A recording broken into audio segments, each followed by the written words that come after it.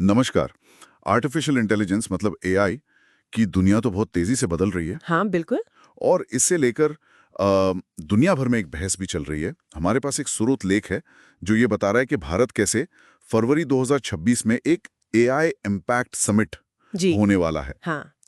उसके जरिए इस पूरी ग्लोबल चर्चा को एक एक शायद नई दिशा दे सकता है, पॉजिटिव दिशा। हाँ।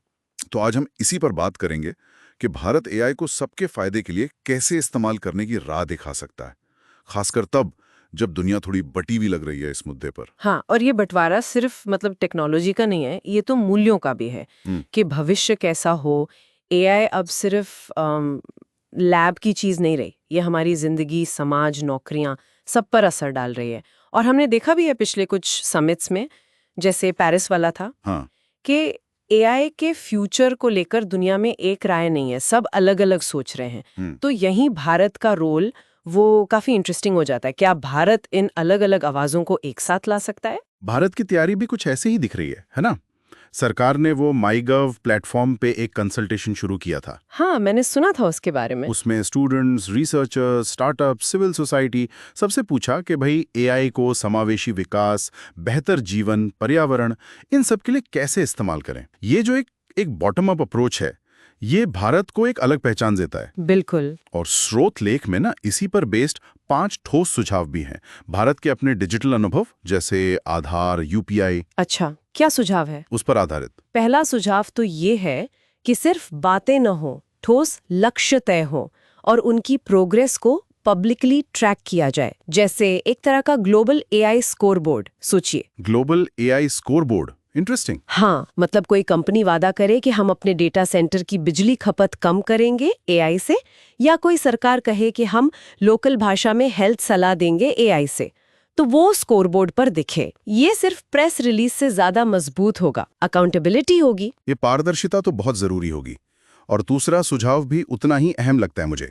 कौन सा? ग्लोबल साउथ मतलब विकासशील देशों को बहस के सेंटर में लाना। हाँ, ये बहुत जरूरी है। स्रोत बताते हैं कि पिछले समिट में कई देशों की आवाजें थी ही नहीं। सही बात है। भारत उनकी भागीदारी सुनिश्चित कर सकता है और एक एआई फॉर बिलियंस फंड जैसा आइडिया भी दे सकता है। AI for billions fund. हाँ, ताकि एआई के फायदे सिर्फ कैलिफोर्निया या बीजिंग तक न रह जाएं। बिल्कुल सही, क्योंकि टैलेंट तो हर जगह है, जरूरतें भी हर जगह हैं। अगर एआई का फायदा सिर्फ अमीर देशों तक रहा, तो ये जो डिजिटल डिवाइड है वो और बढ़ जाएगा। हाँ, और गहरा हो जाएगा। ये सिर्फ नैतिकता की बात नहीं है, बल्कि इससे बेहतर और ज्यादा विविध एआई भी बनेगा अगर सबकी भागीदारी हो। तीसरा सुझाव सुरक्षा से जुड़ा है, एक साझा ग्लोबल एआई सेफ्टी कोलैबोरेटिव बनाने का। Safety collaborative. हाँ, जहाँ सेफ्टी टेस्टिंग के तरीके, जैसे आपने पहले मेंशन किया था, रेड टीमिंग, स्ट्रेस टेस्टिंग, जी। इनके बेस्ट प्रैक्टिसेस साझा किए जा सके। रेड टीमिंग मतलब वो सिस्टम की कमजोरी ढूंढने के लिए अटैक सिमुलेट करना। हाँ बिल्कुल, ताकि पता चले कि सिस्टम कहाँ फेल हो सकता है और उसे कैसे मजबूत बनाना है। और स्ट्रेस टेस्ट मतलब सिस्टम पर दबाव डालकर देखना कि कितना झेल सकता है। अगर ये तरीके सब मिलकर शेयर करें तो सभी सुरक्षित एआई बना पाएंगे। ये तो अच्छा आइडिया है। और चौथा सुझाव रेगुलेशन पर है, नियमों पर। हाँ, एक बैलेंस्ड अप्रोच, ना तो अमेरिका जैसा एकदम खुला छोड़ दो, न यूरोप जैसा बहुत सख्त। बिल्कुल, एक बीच का रास्ता।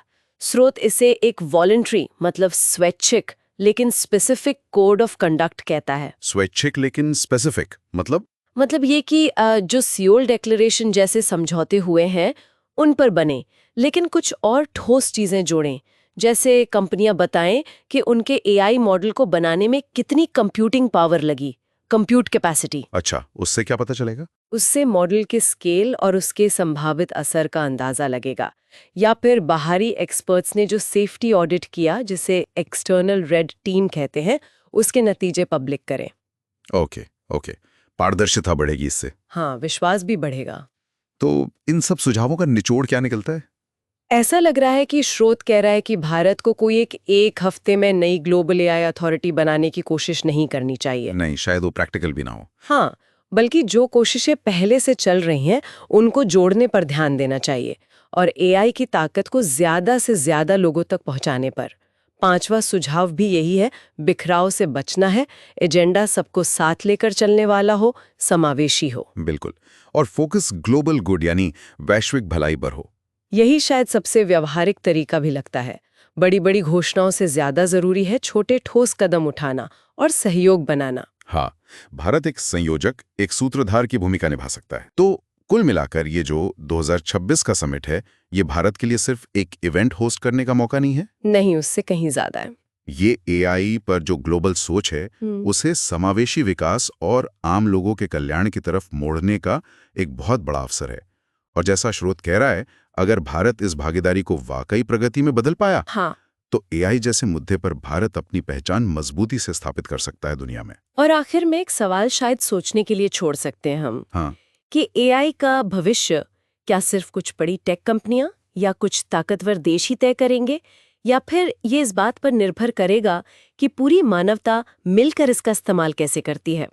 भारत की कोशिश शायद इसी दूसरे रास्ते को मजबूत करने की हो सकती है, जो क्षमताएं हैं उन्हें जोड़ना और दुनिया के बहुमत के साथ साझा करना। ये देखना वाकई दिलचस्प होगा कि ये व्यावहारिक सहयोग बन पाता है या नहीं।